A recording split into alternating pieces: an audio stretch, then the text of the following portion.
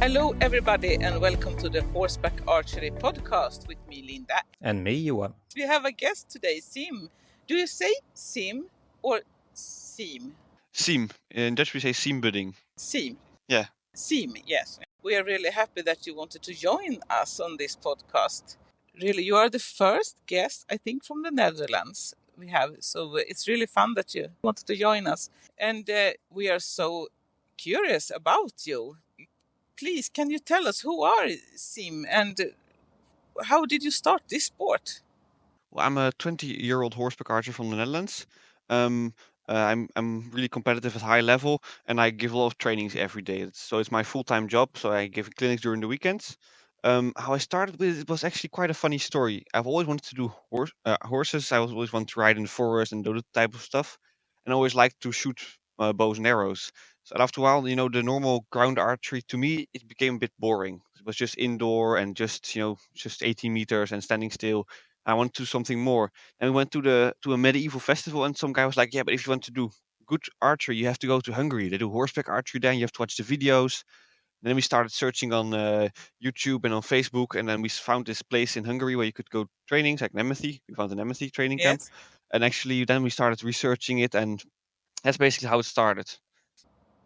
So you was actually both archery guy and horseback riding guy, yeah? Yeah, I did horse riding when I was like 5 and 6, just in the forest. But then the stable that I rode in the forest, we stopped with that, and I didn't find like normal riding around in arena so nice. So I basically quit with that for a little bit because it was a lot of money here in the Netherlands. And yeah, I want to ride in the forest. I found that fun, but just in arena not. And then I started archery because I asked my parents for a bow for Santa Claus, for Dutch Santa Claus. We have a different one, but and they said maybe it's a good idea if you do like on an archery club instead of shooting things in the backyard, which we have small backyards here, so it's probably a good idea because otherwise the neighbors Yeah. wouldn't be our neighbors anymore. Well, they will always be your neighbors. Yeah. Laying on the, yeah. They won't be able to move. Yeah, definitely. Especially if I see my skills at the start, probably. But if I would aim for them, they would actually survive. So, yeah. Okay, that's funny. Yeah, we have realized that most horseback archery people are have their beginning in archery or horse riding. Yeah. So that you are unique. You had the both before. Indeed, yeah. So you just realized that, wow, this is my thing when you saw it. Yeah, I saw this sport and I was immediately like, my first thought about it, okay, this is so cool. I want to be the best I can be in this sport. I don't know why. I believe 12 at the time, and I was thinking immediately, I want to be so good at this sport that I can go to any competition and win if I don't make any mistakes. I don't know. I was 12 years old, so I have no clue why I got this idea. I'm still by far not there yet, but this was from the beginning what I wanted to do. Really good mindset. Thank you. Yes. So now you only do horseback archery. Yeah. It's your full-time job. Yes. Yeah. Just in the weekend, I give clinics all over the Netherlands and a little bit internationally. And then during the weeks, I train horses and do stuff with horses. I had the question back to when you talked about you want to be the best in the sport. Did you actually think about it as a sport at the time? Or did you just see the activity and want to be the best in the activity, horseback archery? It's difficult to say. It's a good question. I think I saw it immediately as a sport because I knew there were competitions and there was like stuff.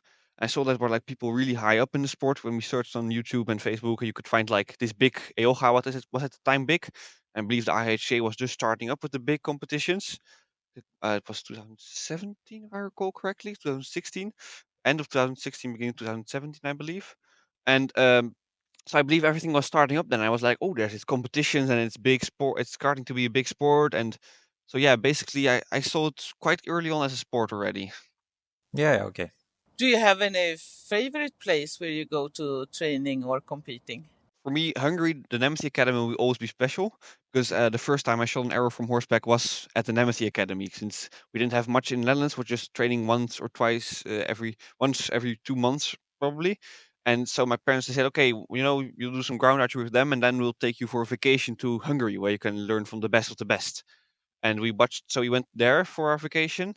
And so we basically were there for like 3 weeks, and I trained together before there was a big competition there. I believe one of the first Grand Prix, and so I joined the training camp there. and then I shot my first arrows from horseback. So it's always a special place to me. But still, I also love going to Wojtek Osieki's place in Poland. It's always we go there every year for trainings, and it's always a great place as well. Yes. When you don't practice horseback archery, do you have any other sport you also do, or something other interesting? I used to do a lot of other stuff, but now horseback archery. I used to do fencing, and I used to do like jewelry. So I made like precious stones. I carved them. But these days, the horseback archery takes so much of my life. It's just my full focus is just horses and riding. But I also really like the archery just separate as well, and also the normal riding. So it's not like it's only horseback archery. I like the two sports separate as well. Otherwise, I think the fencing is a good complement for the balance and precision, kind of like martial arts. Definitely, I really liked it a lot. It was a really great sport, but just time-wise, it got difficult. And I didn't like getting stabbed. I was quite fast because every time it hurt when I got stabbed, so I was quick away. But yeah, So that's a tip for your trainer when you're shooting. If you are letting the arrow too soon and not drag enough, then he can just have something to throw at you, yes, and definitely. you be more For focused. sure, this will help. Not sure how everybody else thinks about it, but it will help. I would guess that the trainers would line up. I've seen some Yeah. people training where if you throw your bowhand away, I've seen Christoph do that. It was really fun because I used to throw my bowhand away. He put an arrow tip beneath my hand, and if I put it down, then I would stab myself. So this really helps to not put your bowhand down and these type of stuff. It was very funny. How has your horseback archery impacted your life outside of the sport? A lot. Yeah, just it became my full motivation. It was just for me when I saw this, it was just like my full life, and now it is. Yeah, it's what I live of. It's what I do every day. It's what I live and breathe. It's how I meet my friends. It's how I, this is my whole life. It has a huge impact on my life. You are quite different because you are actually a left-handed shooter. Yes. It's not so many of you. I heard that we have some in Sweden, also left-handed, and on the hand track, it's not always fair build. Yeah, no, it's a lot better than it was in my experience. It used to be like, okay, the hunt track is just for lefties, it's a pain.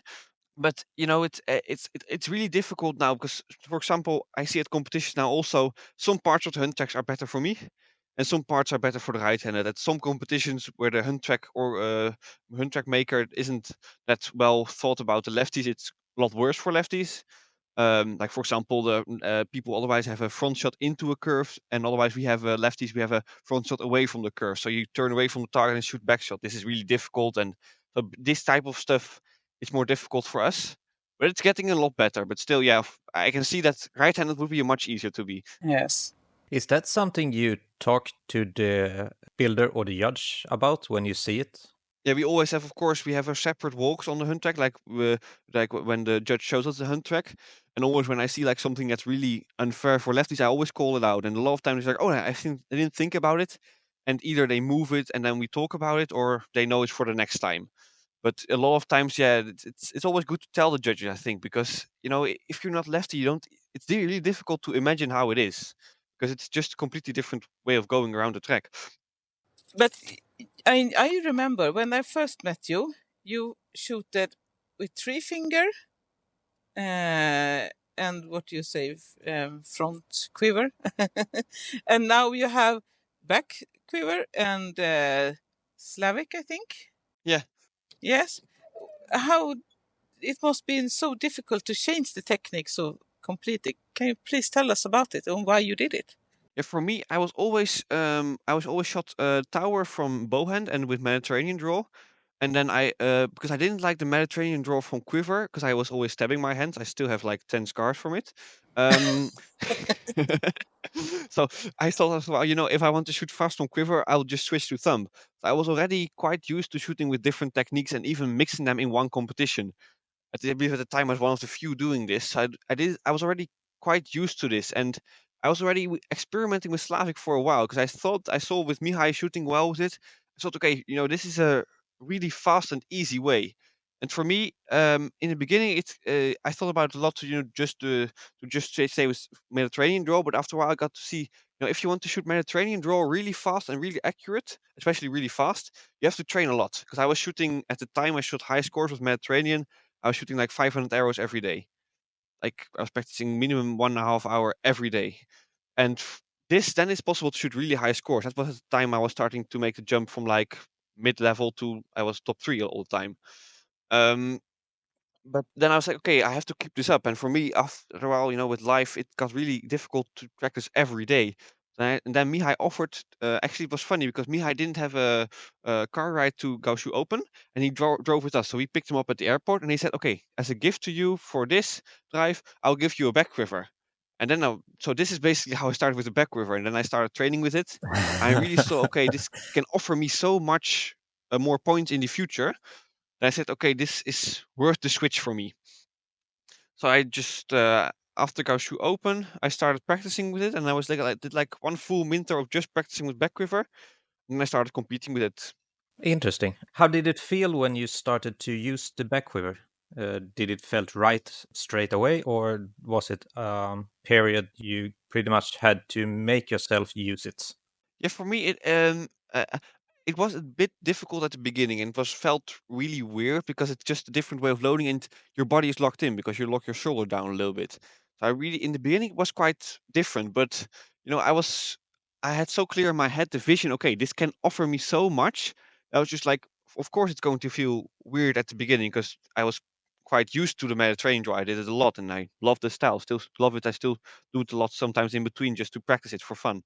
But so for me, I also had thought immediately, okay, I want to do this, like give it a try, give it my full effort. So for me, it was, yeah, it felt weird, but I got used to it quickly because I just realized it's a different feeling. And of course, I already had in 2019, Mihai came to us for like a clinic.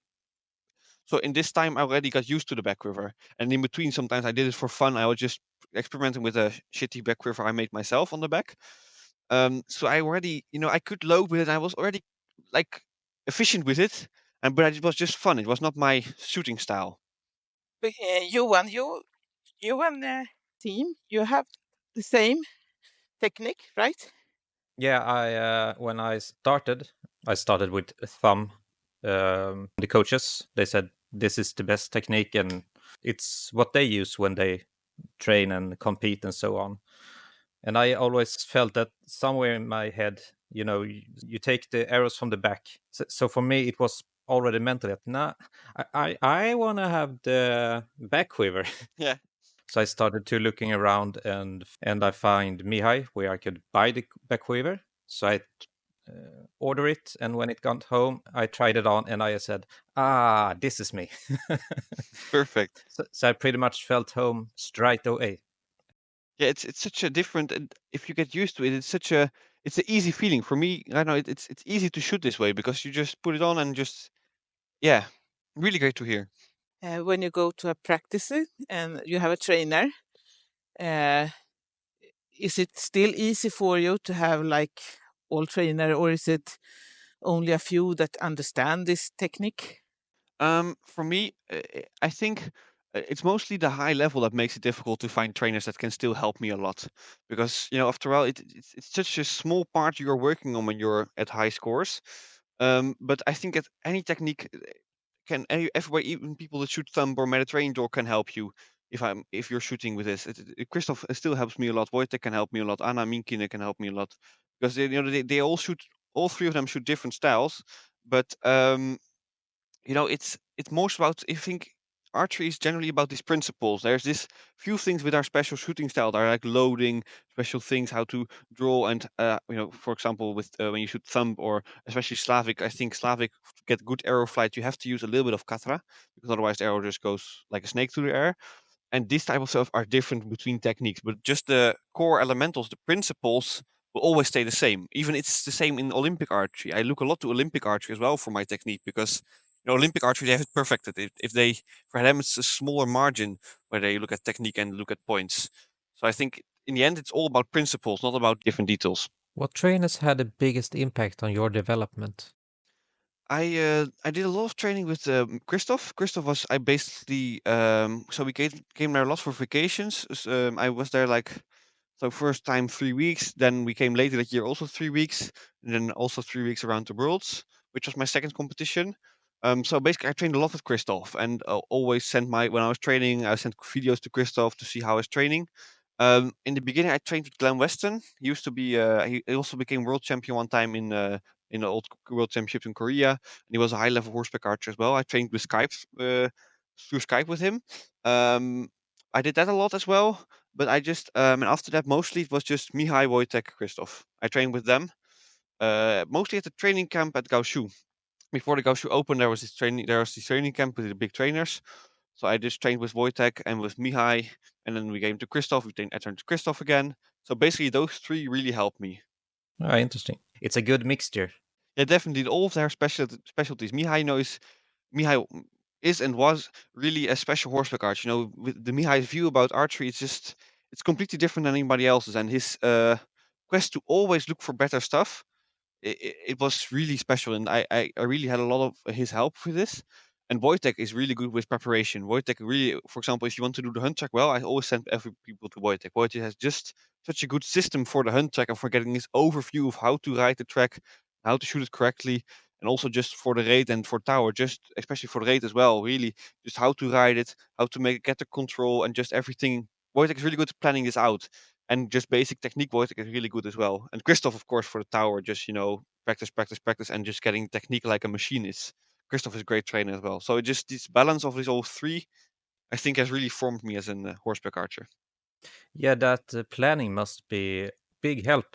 When I'm thinking about it, when I ride, it's pretty much just this is there. It should be in the target when you are Yeah. reaching the goal, and In the have end, a that's lot all of it is. fun. But yeah, But of course, all the planning. Where should I actually let the arrow go, and how to plan everything? I can see how that. I think this especially comes into play on the hunt tracks. I think that's where you can make the big difference. If you can really plan the hunt tracks and really know, okay, because in beginning for me the hunt tracks were always like when I started riding it was just like a big blur. Like you go through it and then like blink of an eye later you're finished.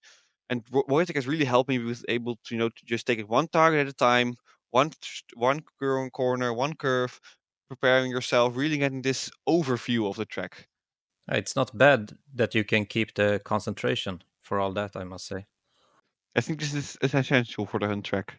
But you get your own horse now, right? Yeah, two of them actually now. You have two. Yeah, you was talking about it, and I was like, no, I don't know if you have one, or maybe just borrow one more. But you do have two now. Yeah, I have two actually. I see the pictures of your horse with the white head, and I said to Linda, "Oh, that one is so beautiful." Yeah, thank you. I think so too. Yeah. I've got two. I've got one 8.5 year old quarter horse, James. Full name is James. Where's my gun? Which I like. Um, but yeah, he's my main horse, and I've had him for like 3.5 years now. So we've been together for a little bit while, and he's for me really great horse. I love him, and we have done a lot together. And yeah, he's my best friend. Um, And I have trained him for horseback archery all the way. They planned to train him for reining, but he didn't like it. It was not his thing. So his owner, she had to sell a horse, and she had two, and she wanted to do reining. The other one liked reining, so she had to sell him. And she was like, horseback archery will be the perfect thing for him. So it was perfect. I could buy him, and yeah, we have done like 3 competitions now together. Since we don't have like many competitions at all in the Netherlands, we've only been able to do 3. But every time he's won, so I'm happy. And then I have my new mare. She's a 3.5 year old Lusitano mare. She was bred in France, and she's really nice. I just saw her, and I was like, James has very severe asthma, which he does well with now at the moment.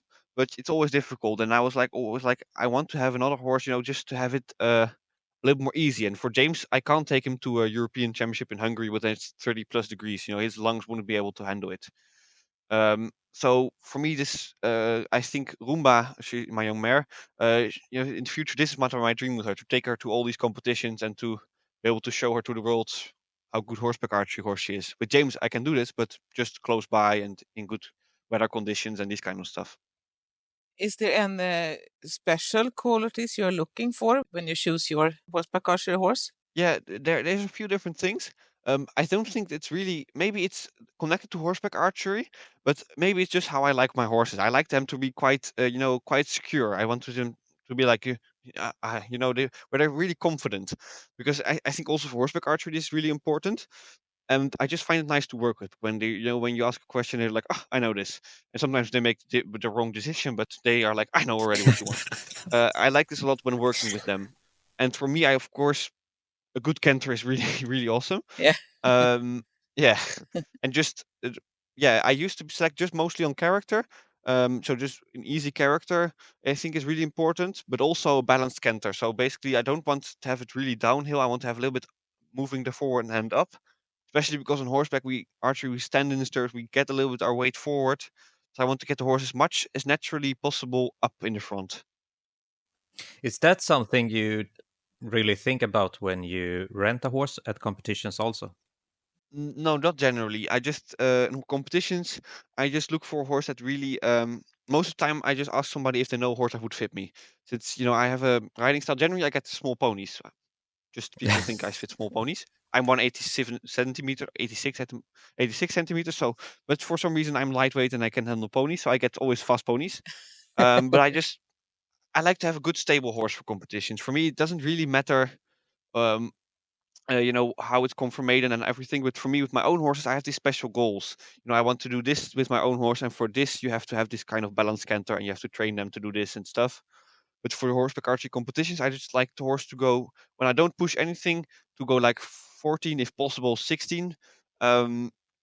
Yeah, possible 16 seconds if not without pushing, and if you push, I want them to go 9, 8, even 7 seconds for the rate. And on the hunt track to be secure and I want to have quite a smart horse because on the hunt track I want to just show them a few times the track and in the end just that they already start to think about, okay, I have to do the track like this, like this, like this.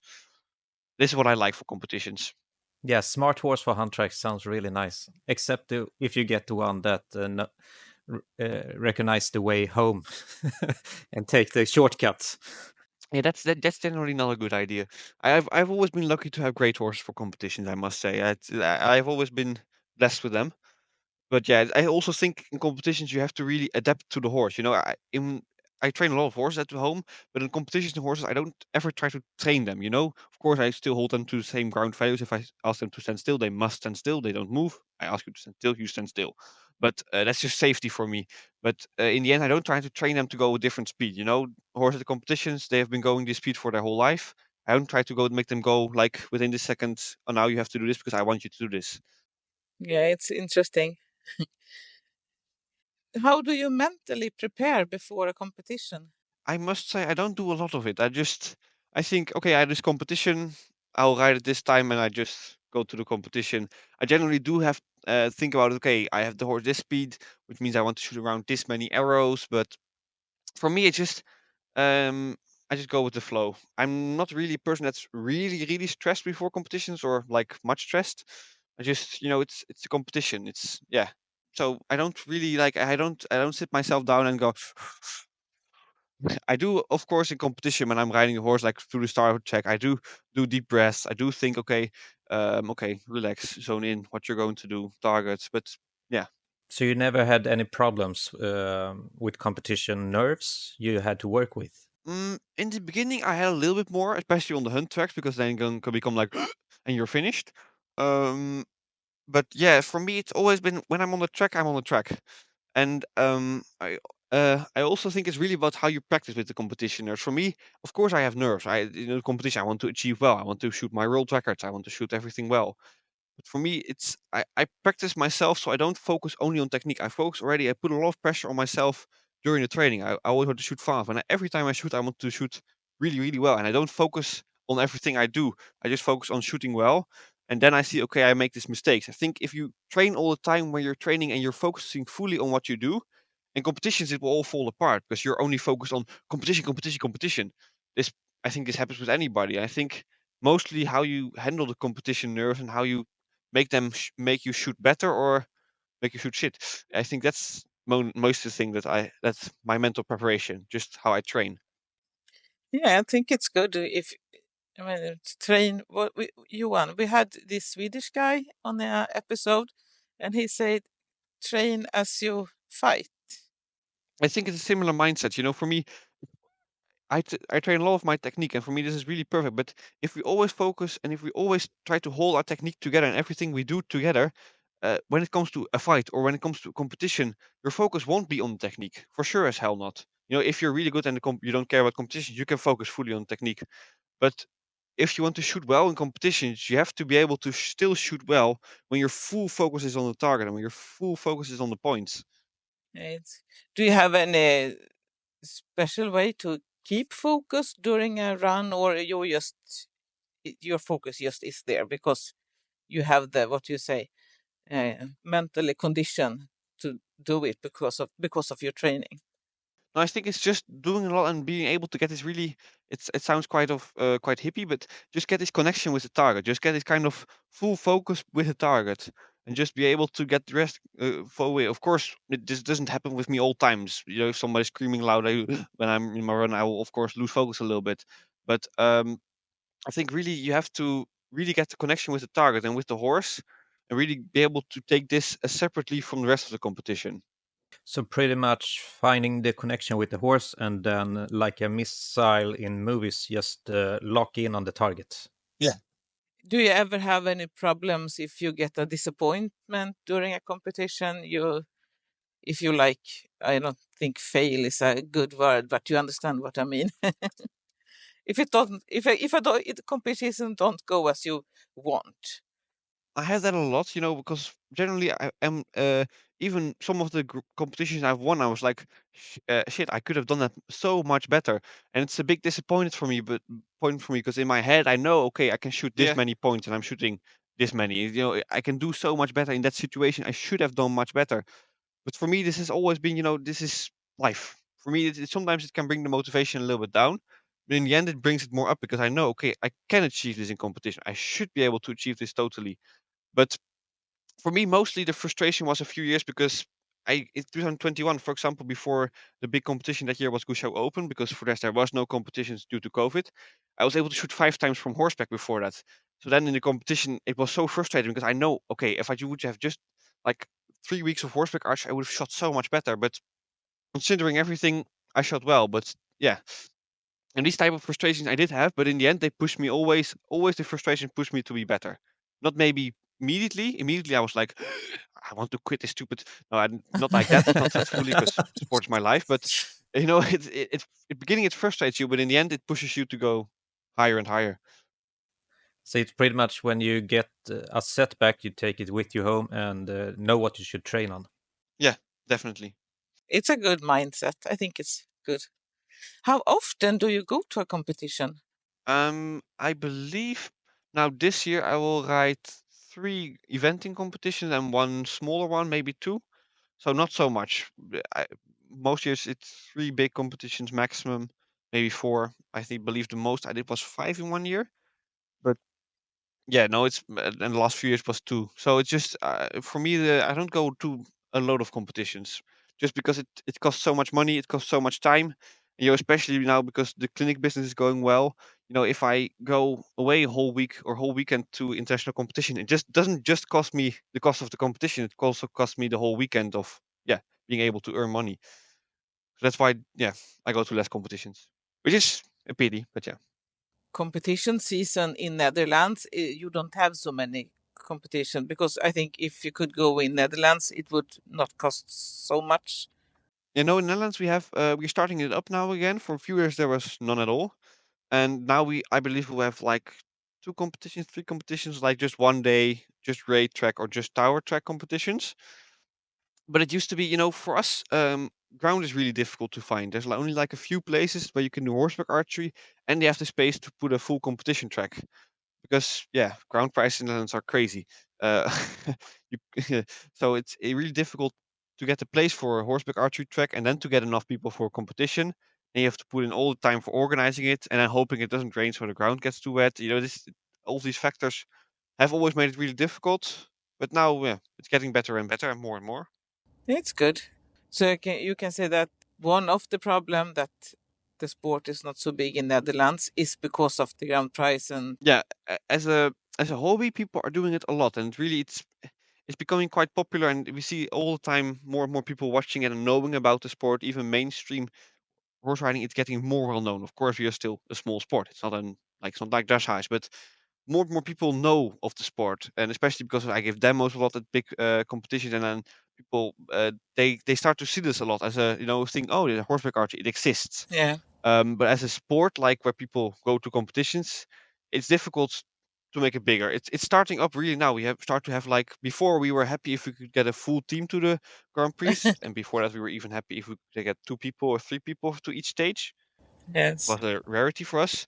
Um, but nowadays we have people fighting over the places, so it's it's starting to grow a lot, but still, you know, So what do you think have made your what you said that the sport is spread in Netherlands now, that it's growing? Is it what you say? Did you have any special plan for get more people to start with the sport, or is it just happy luck? I started to notice a really big influx after I won the European Championships in 2022. It got Oh, a lot on TV and a lot on radio, yes, and yes. after this, immediately I started to notice, wow, so many people are wanting to do the sport, and really it was like a big jump immediately. The sport was already starting to go up a little bit, but then it became really much more. And last year I did a lot of demonstrations at big like competitions, even like CHIO Rotterdam, which is like one of the bigger dressage and show jumping competitions. It was the selection for the Olympics, last selection place, I believe. It was a big venue, and I gave a demo there. And these things I start to notice that start to really make the sport big as well. These big demos at big venues. Um, but I think mostly actually the biggest jump in people that start to want to do it is just one person knows another person that tells another person, and then they have this table where it's like 5 people interested, and then Yes. most I think about it, it's like all the TV and the big demos, but then it's just one person knows another person and knows another person, and Yes. it's It's good. It's good. Is it more people who have training than you in Netherlands, or you're the only trainer for horseback archery? we have one other trainer that does it a lot. We have Isette de Kessen. She also gives trainings. Believe not as much as me, but she's also working a lot of it. But I'm the only trainer where you can also rent horses. So I work with these stables together, and you do training with them, and then I was training, and you can rent a horse from them as well. So I'm the only trainer in the Netherlands like this, and the only one that's doing it full professional. So you pretty much only have trainings at your place where you have the horses, and not so much go home to people and have trainings, or? I mostly actually give trainings at different locations. So I have 2 stables at the moment I work a lot together with, and I give one training there every month around something like this. So basically, people just they want to do those trainings if they don't have their own horses, or they just are in the neighborhood. And then for the rest, I go every weekend all over the Netherlands. For all over the Netherlands, it's quite easy to say, because for me the farthest drive away is 2 hours. Ah, nice. So I can be on the one side of the country and on Saturday, and then Sunday I give a clinic on completely the other side. So it's quite funny, but yeah, this means I can go all over, and I come all over as well. Then it should be easier to have competitions. Yeah, yeah. Only then it costs 100,000 euros to buy 1 hectare. So then it has everything, plus and downside. It's a small country, so it's easy to travel, and even for us, it's 9 hours to go to Wojtek's place in Poland, and Kashul is 8-hour drive. Still, we are quite, and there's one place in France where they used to do a lot of Kasai competitions. It's 3 hours away. In the Eifel, there's competition that's 3 hours away as well. But it should be easier, but it's ground is expensive, and Dutch people are not used to traveling a lot. I am, because I go all over, but yeah. Yeah. Then your next focus should be to win Euro jackpot, so you can buy your own land with Yeah, definitely. an arena with a roof. It would be awesome. Indoor. Actually, one of the this evening I will go to one of the indoor stables, and it's just like there's no horses there, but I pay a membership every year, and they have 108-meter indoor. So Oh, in this I nice. train like every month. And it's perfect. You can have like full horseback archery, but on an indoor. It's amazing. Yeah, that sounds good. Yeah. What are your goals for the future in horseback archery? For me, it's still it's building this sport bigger. Really, of course, it's my big goal. Like I think everybody's is. And of course, like I said in the beginning, it's still my goal to be able to become so good that I can go to any competition. I don't make mistakes. I win. I'm not this level yet. It must still be a little bit of luck if I win or not. Like there's some other people that are really close to me in scores, and it's always tight now. And I want to be that I can if I don't make a mistake, I will shoot better than everybody else. This is, of course, really difficult goal, and probably I will not reach this in my lifetime, but it would be great. You never know. Yeah, you never know. Practice a lot, and then maybe.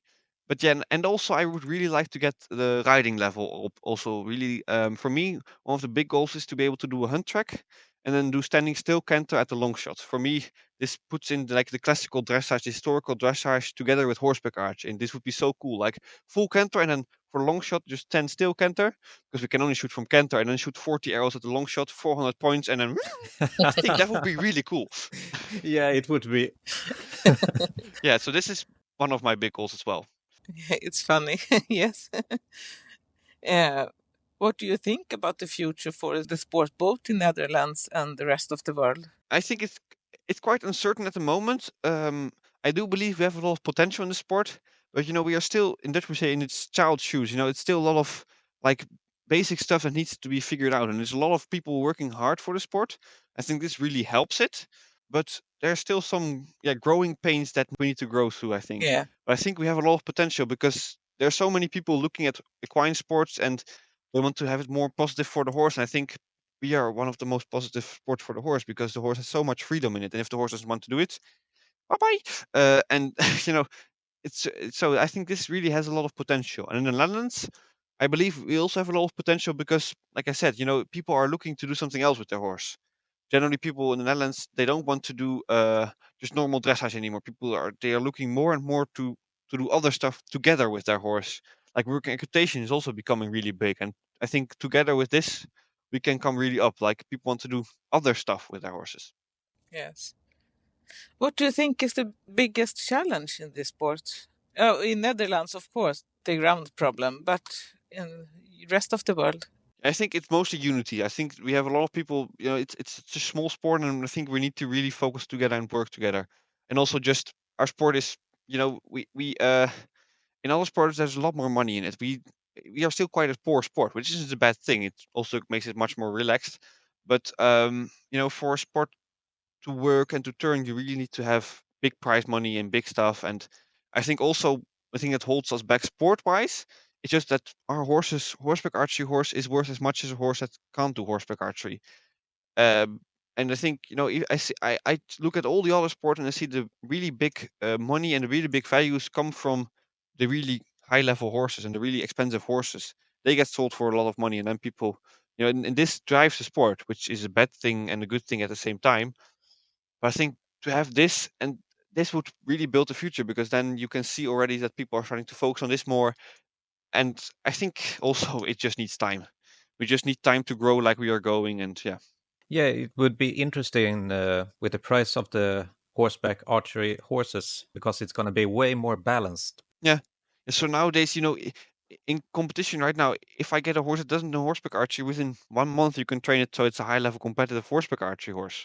If it's a good horse that's suited well for it, you can win competitions with it. And at this moment, this also really brings down the value of our horseback archer horse because there's not much riding technicality that the horse really needs to know. People don't think, okay, I want to do horseback archery. I want to do it with my own horse. I will buy this really good horse that somebody has trained for the sport, and I'll put some money into it so I can have like this really nice time. People don't do this, and in other sports, when I check other professionals and I ask them, this is what brings money into the sport. Like these people that want to have a nice horse for the sport, so they can just easily practice the sport and just have a fun time. And for us right now, it's such a basic thing that the horses need to know. This is also why I think about the standing still canter because if you can train horses to do this, it's putting so much more. You can shoot so much more points on the hunt track. People want to think, okay, I want to have a horse that can do this. So I will ask this trainer if he has any horses like this for sale, and this start to make it more for horse sport instead of just we ride a horse and we shoot arrows. Yeah. Do you have any advice for our listener that want to start this sport? I think just find yourself a good trainer and start practicing and really do it safely, of course. Don't shoot people, don't kill horses. Generally, is a good idea. Um, and I think really just start to practice and start to see how it works and get yourself a good trainer. Go to international trainers, look at other people's videos, and look at your own video yourself and watch it back and see how it compares to people that you want to shoot like. See this, and I think that's a big thing. And just go international and see other people. wasn't it Hannah, Johan, that said, train without a trainer is a perfect way to get good at your bad skills. Yeah, it was from Christopher originally. Yeah. Yeah, that's a good one. I definitely think, I was doing a lot of practice in the Netherlands. We didn't have any trainers at least that could help me a lot. So I was just practicing at home in the backyard, and I was videoing myself every day to be able to see if I started making mistakes. Because if you make these small mistakes one day, it gets ingrained into the pattern, and it just one day it becomes worse and worse and worse, and you start doing more and more. That's why I think if you train at home, if you train by yourself, video yourself every time you shoot and just watch it back and think, okay, am I making any big mistakes? Because in the beginning you won't feel it. In the end, right now, when I make a mistake, I will immediately feel like, oh shit, why did I do that? I can shoot much better, or I don't have to do that stupid stuff. But in the beginning, you don't feel it. You have to start to get the feeling first. And therefore, it really helps to get the video because then you can watch it back and say, oh, that was what I was doing. That's why I was shooting all over and not in the center. Did you realize the importance of the release before you went to training for Christoph? Yeah, I was. For me, it was really the back tension is one of the biggest focus in horseback archery. So really, I think the release is one of the most important stuff because that's the only part where you can actually influence how the arrow flies, the release, and how you hold the bow at that moment. But for me, yeah, the release is of course really important, and this has been from the beginning. Do you realize the importance of it before you go to a trainer when you were standing home in the backyard and practicing? I did of course realize it at the beginning. Of course, I was snap shooting like all people. I did like this pew pew and then letting it go. But I got drilled so much by Christoph to not do that, so it was Yeah, okay. impossible to do that. Nowadays it's impossible for me to short throw because I got to hear so many times, one good thing, you cannot get worse, and do push-ups on horseback. This. I don't do short throw anymore, otherwise I get flashbacks. Yeah. How many hours each day do you practice for your own today? I try to practice now again every day, and I do like 100 hours, like half an hour. Before, like this has only been like half a month I've been doing this. Before I used to practice 2 times every month at most, and horseback 1 time every month.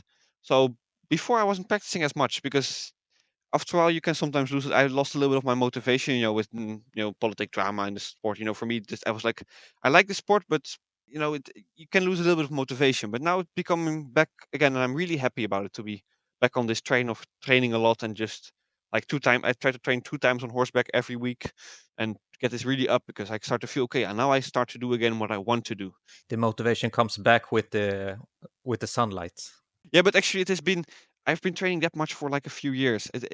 People are always like, when they ask me at competitions, how much do I train? I was like, yeah, I train like once a month, and they're like, how do you?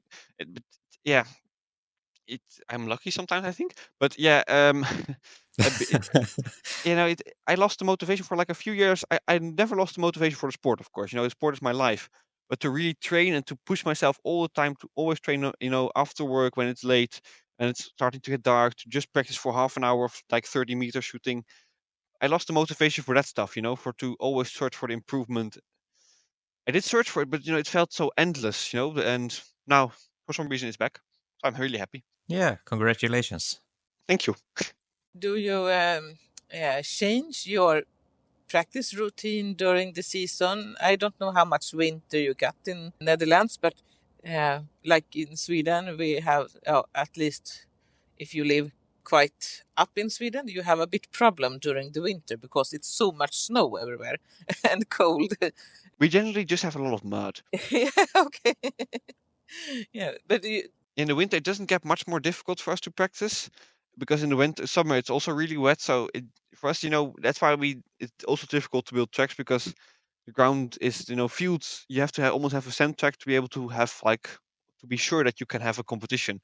So for me, the training, it's a lot just in arenas. But we have, for example, at my at James his place, we have it's met my aunts and uncles, and they have a ebb and flow arena, so they can control the water level. So if it rains more, it doesn't matter. So I can still train.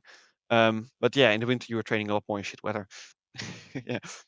But it's no problem with the temperature that it's getting cold in the winter or some. I believe like yesterday it was quite cold. It was -2, -3 during the day. That's for us is really cold.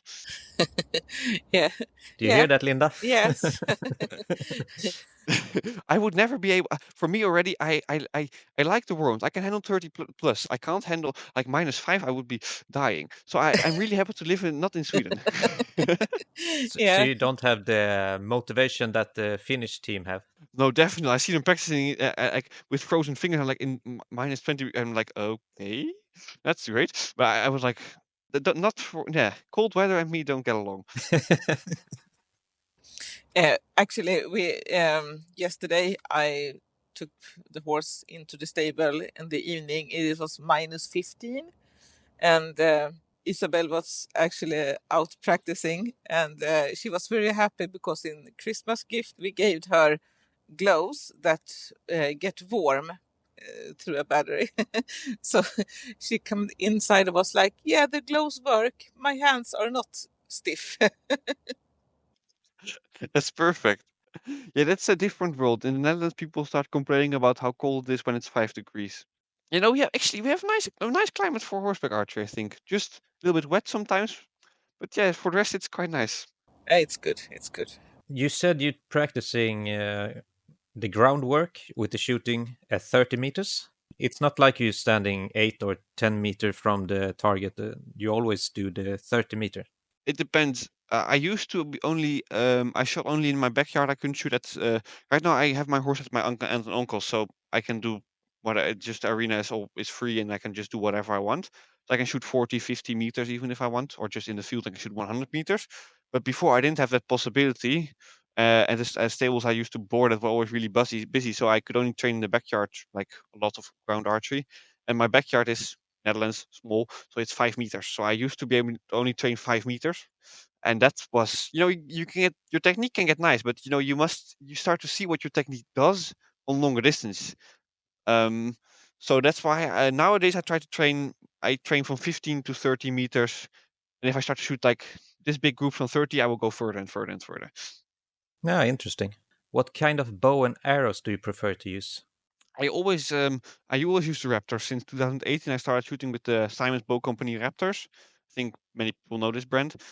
He's a Dutch bow maker. He's a good friend of mine. He's a really great guy. And for me, these are the best bows. I shot with them so much, and I tried so many other bows. And for me, always I come back to the Raptors, and always I prefer them. They are, and for me, they are really perfect because they are so fast. They're faster than any other brand, but they don't do stability. A lot of bows, they are either they shoot quite fast. I haven't found anyone that shot as fast as a Raptor. When you test them, actually the speed, it can feel fast, but not as fast. And they lose stability. The limbs go all over. And for me, I like to have the limbs really stable because on horseback, especially, you need stable limbs because otherwise the shot generally has a lot more space to go everywhere. And with my bows, they are really stable. So it wants to keep the arrow straight. And with other bows that are really flimsy, if you make a little mistake, the bow actually will magnify it. The Raptor actually pulls it back because it's so stable. The string will get straightened again. It's weird it's difficult to explain this without having the bow in my hands.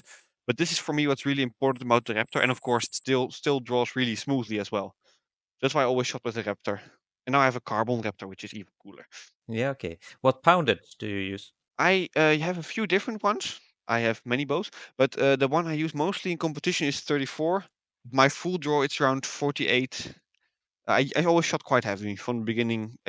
When I was 15, I was shooting 37, which was quite a lot. But when you shoot 500 arrows every day, it felt like nothing to me. But if you stop practicing at that age, then 37 is a lot of poundage. Um, and I now again have one 37 pounder I use a lot for training as well. And I just got my new one. I just for fun that's 55, which is too much for me at the moment, but it's fun to shoot. Is it any reason that you go so high on the poundage? Otherwise, I hear a lot of people going around 25, under 30 at least. For me, it never made sense. I came from normal archery as well, and if you have good technique, it's better always to shoot the poundage you can shoot, not just low, low, low. If you go low, and you go below what you can actually shoot and below what is meant for you poundage wise, your technique will get all over the place. If you shoot with a heavy bow, your release will be much better. That's why in Olympic archery they shoot with 55 pounds. They shoot with needles. These thin arrows. They don't need the high poundage to shoot 60 meters with these thin arrows. They shoot high poundage because it makes a much cleaner technique and because it pushes the body much more stabilized. So that's why I think it's always good to shoot the poundage if you can shoot a 30-pound bow, why not shoot it? If you can shoot a 35 or 40, for me, I can't speed shoot a 40-pounder at 28. I can shoot it for foot. I'm growing 32 inches, so my bows get more heavy than they are at 28. So that's why I always try to shoot poundage. I can actually, if I can draw a 34-pounder easily and shoot fast, why not? Light poundage for me, it's nice to change something, but I think that an arrow flies much better with a little bit heavier bow, and it shoots. The shooting experience for me also, I like the feeling more. I like to have a. That's why I have a 55-pounder, not because I can shoot it from horseback well, because I like to have the feeling of the shot really pulling away and just getting this.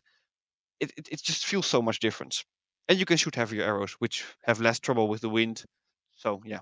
It's interesting way to look at it. Yeah, I think I'm the only one at the moment. Mihai also used to shoot a little bit heavier, but he drew really short, so in the end it didn't end up to being so heavy. But I think I'm one of the few that shoots these poundages at the moment. But can it be like it's not so many horseback archers who actually train every day or at least several days a week?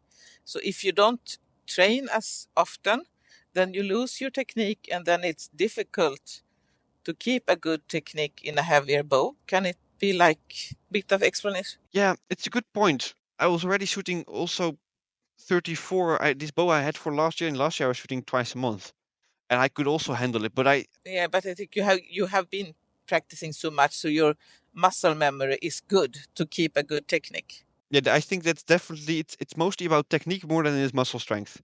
If you get the good technique down, you can handle. I'm not a strong person. I'm very skinny. I'm not like a tough guy.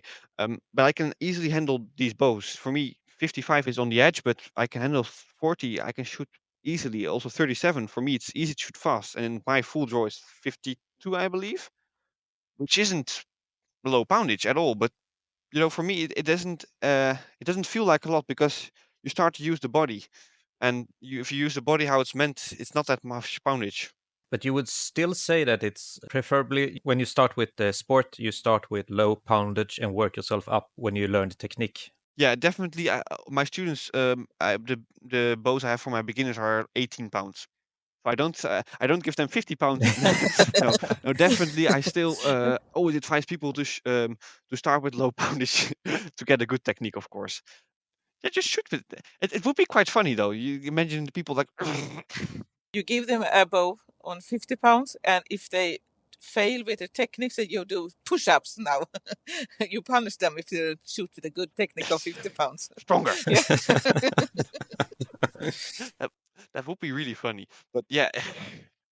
So yeah, no, it's not like I think that heavier poundage are for everybody. But I see so many people and they train themselves to like the feeling of having an elastic in your hand. Shooting a bow shouldn't feel like you hold no power. You should feel a little bit something on your finger because this gets the better release. And it's one of the reasons I think many horseback archers have this release where they release and then they go back. I think we need to have some tension on the fingers to be able to get this release immediately from the back muscles. Johan, do you have any more questions? No, I'm just pretty much sorting everything out in my head. It's a lot of information and it's really interesting, everything. Yeah. Then Siem, I wonder, what is your best horseback archery memory?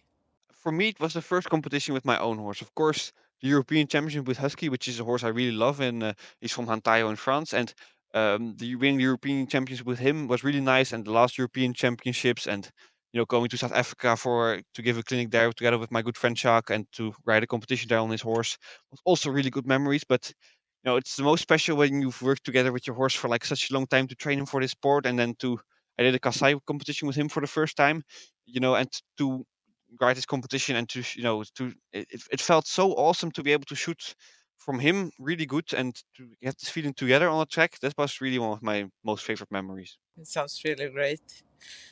It's a special feeling when you have your own horse and you have this connection to it and you work together with your own horse. Definitely. Well, Siem, I'm so grateful that you wanted to join us during this episode in our podcast. It has been a pleasure to listen to your stories and your thoughts about the sport and the future. And I'm really hope that you get a wonderful season because now it's the beginning of the year and I think soon all the competition starts for the season. So really huge thank you. Yeah, big thanks. And thank you guys so much for having me. It was I felt very honored that you asked me to come on the podcast. And yeah, thank you guys so much. I had a great time. Yeah, thank you. Then I say to all the listeners that next episode will be on Swedish and the episode after English again. And please share our episodes and our podcast. And see you next time. And put some stars on Spotify. Yes, stars on Spotify also. Good there, Johan. Bye-bye. Bye. Bye.